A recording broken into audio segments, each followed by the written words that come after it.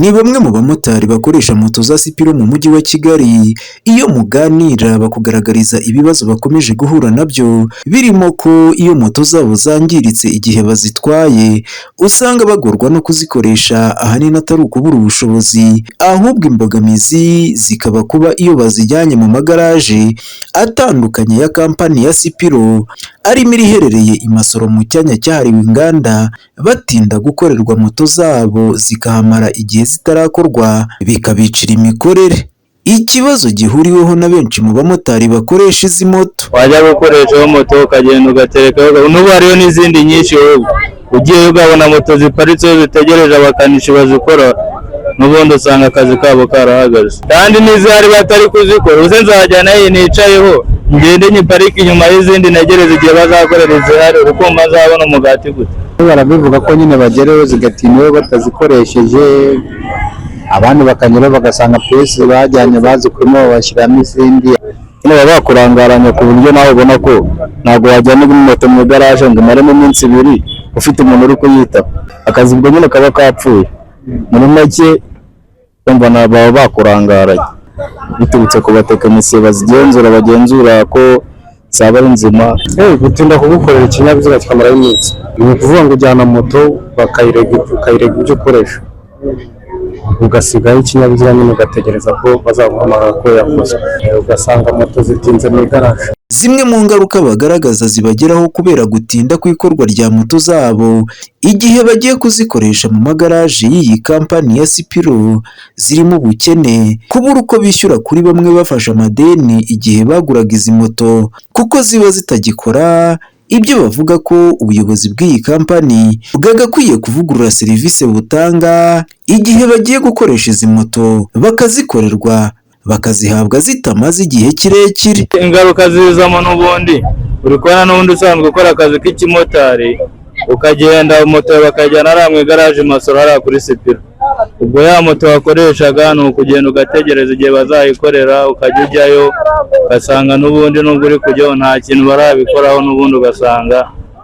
akazi karahagaze. N'ubundi ya moto wahahiragaho uragenda ukayiparika hariya, ubundi ugasanga n'ubukene ni yare.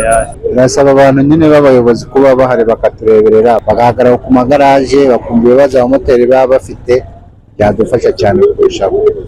Ingaruka bigira nyine urumva akazi kaba kapfuye, uwo munsi nyine urumva ubushomeri buba bwakwatatse.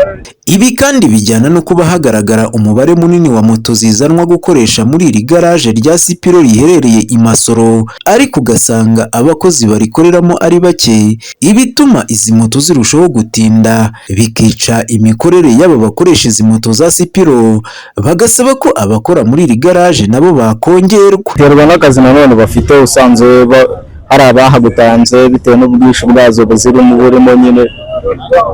Umukanisha afite moto ebyiri ari gukora, ntabwo ahita azirika ngo aza kuri yanjye, numva abananze ari babiri, ngomba gukorera babandi babiri njyewe nkaba ntegereje. Niba ari 10 bananzeho kandi moto yandikana na undi mukanisha ubikora atari muri Sipiro, bitewe n'uburyo yiziho, numva ni kwa gutegereza nyine kamara ya minsi. Cyo dusaba nuko batwitaho nyine bakongera n'abakozi, bakongera abakanishi bazikora kugira ngo bere kuba bakeya, ibinyabiziga byacu bidatinda mu magaraje. Ubuyobozi bw'iyi kampani ya Sipiro bwo bugaragaza ko mu rwego rwo kugabanya ubwinshi bwa moto zitinda mu magaraje yayo, hari gahunda y'uko uje gukoresha moto ye azajya ahabwa inshya yo kuba yifashisha mu gihe iyo yajyanye gukoresha iri gukorwa, nka kimwe mu bisubizo bizafasha abamotari kutica akazi kabo igihe bagiye gukoresha moto zabo.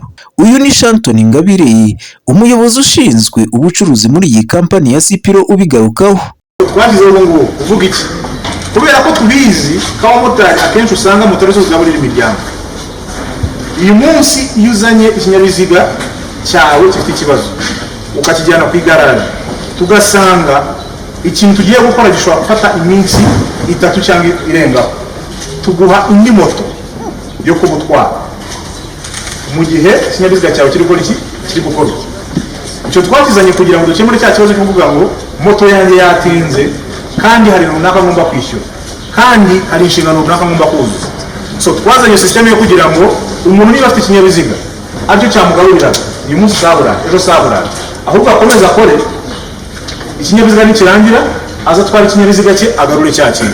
Kuri ubu mu Rwanda habarurwa moto za Sipiro zirenga ibihumbi 16 nk'uko ubuyobozi bw'iyi kampani bubigaragaza, ibisaba ko ubu bwinshi bwazo bujyana no kongera amagaraje zikorerwamo kuko usanga kiri make. Ngenderuwi Patrick Muhirwa, ATV mu mujyi wa Kigali. Amahirwe, impamvu yitwa amahirwe nuko adahoraho, ayo yo ntagucike kuko igihe ni iki ngo utunge diplome ihamya ubumenyi n'ubushobozi bikuzanira akazi keza kandi karambye. Inzira ni imwe gusa, gana Speak Academy Coaching Center.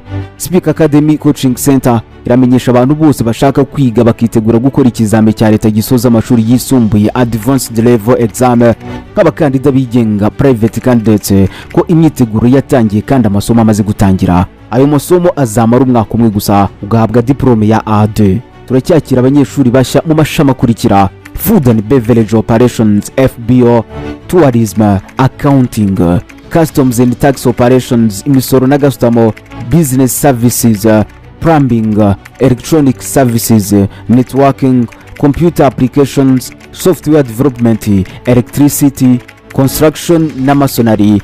Turakwakira kandi mu mashami atandukanye nka MEG, HEG, MCE, PCB, BCG, HEL, IKK, EFK, PCM ndetse n'ayandi. Kwiyandikisha bikorwa buri munsi mu masaha y'akazi ni ku biro bya Speak Academy Coaching Center mu mujyi wa Kigali, ni hafi ya Sainte Famille. Ku bindi bisobanuro ukaduhamagara kuri 0788 19 74 88 na 0786 39 47 na 0782 75 67 92. Utibagiwe na 0788 53 06 171. Speak Academy Coaching Center, tegura ejo hawe.